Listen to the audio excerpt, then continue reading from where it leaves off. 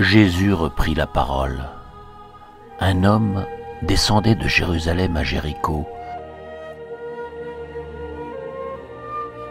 et il tomba sur des bandits. Ceux-ci, après l'avoir dépouillé et roué de coups, s'en allèrent, le laissant à moitié mort.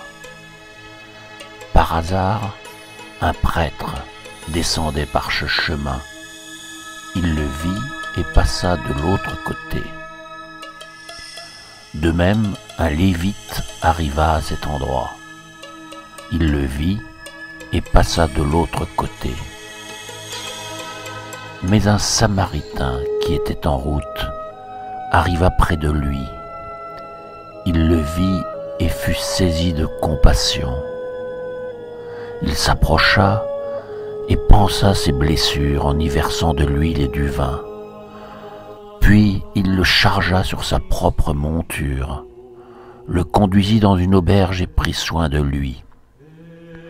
Le lendemain, il sortit 2 pièces d'argent et les donna à l'aubergiste en lui disant « Prends soin de lui, tout ce que tu auras dépensé en plus, je te le rendrai quand je repasserai. » Lequel des 3, à ton avis, a été le prochain de l'homme tombé aux mains des bandits? Le docteur de la loi répondit « Celui qui a fait preuve de pitié envers lui. »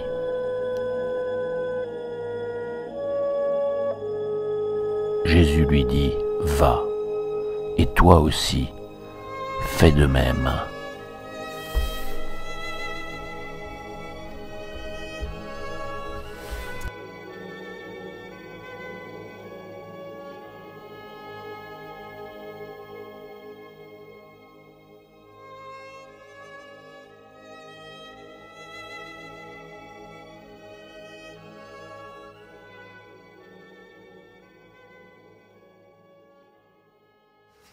Nous connaissons tous cette parabole du bon samaritain.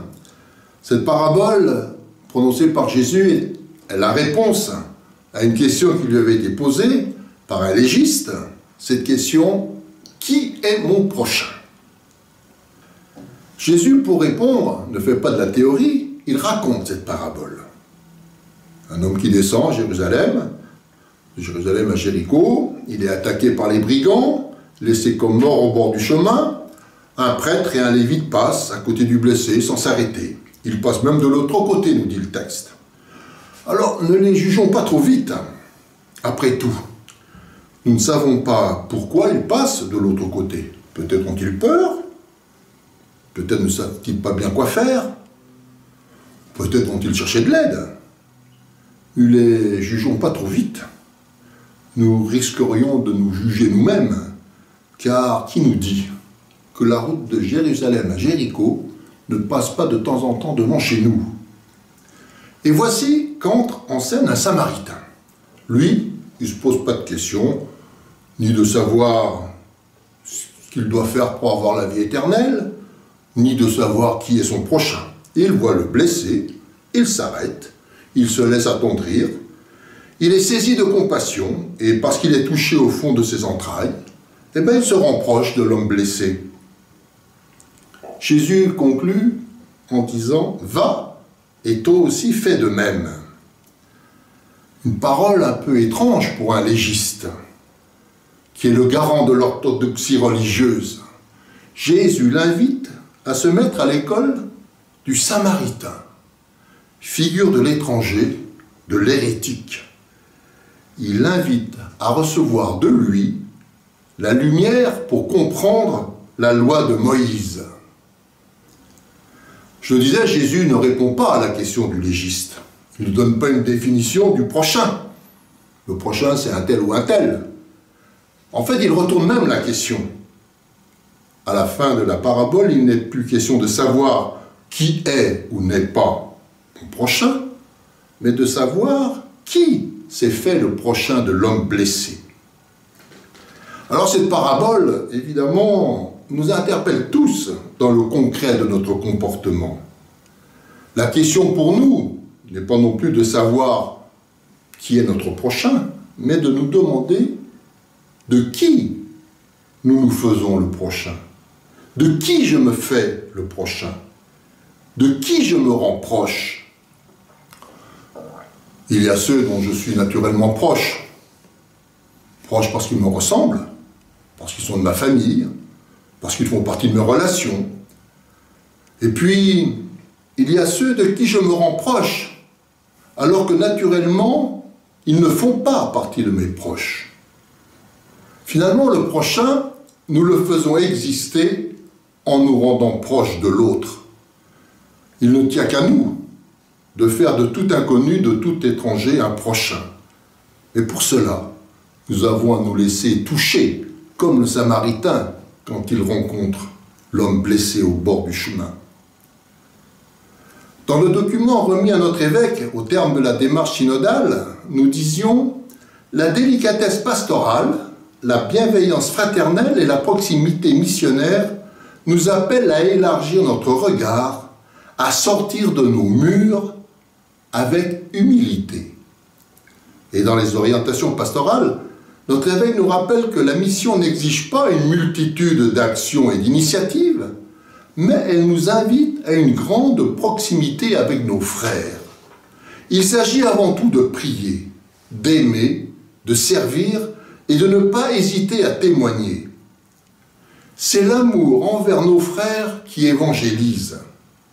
Nous avons ainsi à mobiliser toute notre humanité dans nos relations avec nos frères. Dans les rencontres que j'ai pu faire sur notre pôle, au sujet de la lettre pastorale de notre évêque, beaucoup ont été interpellés par cette phrase. C'est l'amour envers nos frères qui évangélise. Et nous avons à mobiliser toute notre humanité dans nos relations avec nos frères. C'est l'amour envers nos frères qui évangélise. Vous vous rappelez peut-être du logo de l'année de la miséricorde. Cet homme porté sur le dos du Christ, l'auteur de ce logo le présentait ainsi. Ce dessin est fait de façon à faire émerger que le bon pasteur touche en profondeur la chair de l'homme et qu'il le fait d'un tel amour qu'il change la vie. Il y a en outre un détail qui ne peut pas échapper à l'attention. Le bon berger, avec une miséricorde infinie, charge sur lui l'humanité, mais ses yeux se confondent avec ceux de l'homme. Le Christ voit par les yeux d'Adam et celui-ci par les yeux du Christ. Si vous avez l'occasion, vous regarderez ce logo, effectivement, il y a 2 visages, mais il n'y a pas 4 yeux, œil, il y en a 3.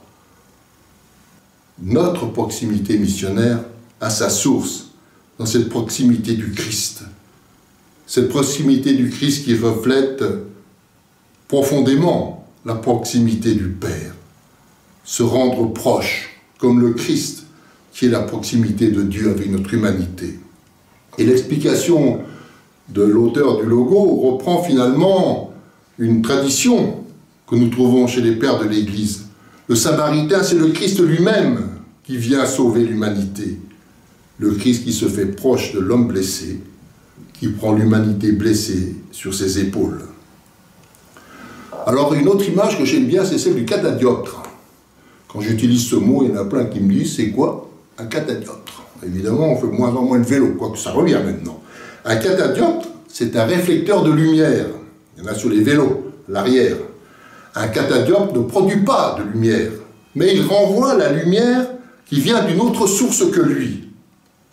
Et bien, en étant missionnaires, nous sommes invités à être un catadioptre, car la source de ce que nous avons à proposer et à montrer ne vient pas de nous, elle vient d'un autre. La source de la proximité que nous avons à vivre, elle n'est pas en nous, mais elle est en Dieu. La proximité avec nos frères est missionnaire quand elle reflète la proximité de Dieu, l'amour de Dieu pour chacun. Car si notre pape nous invite à sortir, à nous rendre proches, c'est pas seulement pour être gentil ou par politesse. Non, c'est vraiment pour montrer, témoigner de la proximité de Dieu, C'est cette proximité de Dieu qui est importante. Mais elle passe par notre proximité. Alors, quand Jésus dit au légiste « Va et toi aussi fais de même », cela devient pour nous un appel à regarder l'autre avec les yeux du Christ, à nous rendre proches comme Dieu s'est rendu proche de notre humanité, comme il se rend proche de chacun d'entre nous.